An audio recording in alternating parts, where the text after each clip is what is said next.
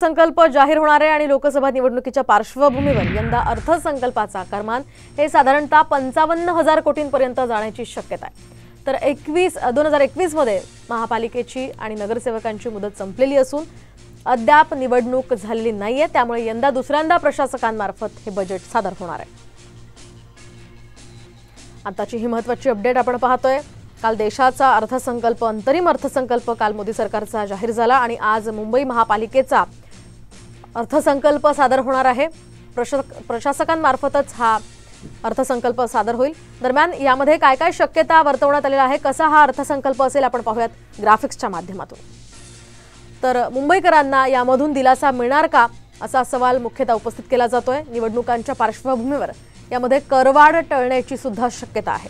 शिवाय बेस्टला 3000 कोटींचं अर्थसहाय्य केलं जाणार आहे। यासोबतच वर्षभरात महापालिकेच्या 8000 कोटींच्या ठेवी घटल्यामुळे कर्जाचा विचार होण्याची सुद्धा शक्यता वर्तवली जाते। यासोबतच यंदाच्या अर्थसंकल्पात 56% निधी प्रकल्पांवर खर्च करण्याचा अंदाज आहे।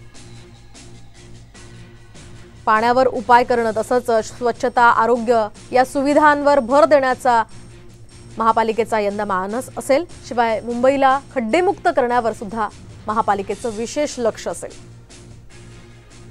महापालिकेला दरवर्षी 4500 कोटींचा तोटा होतो। मुख्यमंत्र्यांनी हाती घेतलेल्या स्वच्छता आणि सुशोभीकरणाच्या मोहिमेसाठी आता निधीची तरतूद करण्यात आली आहे।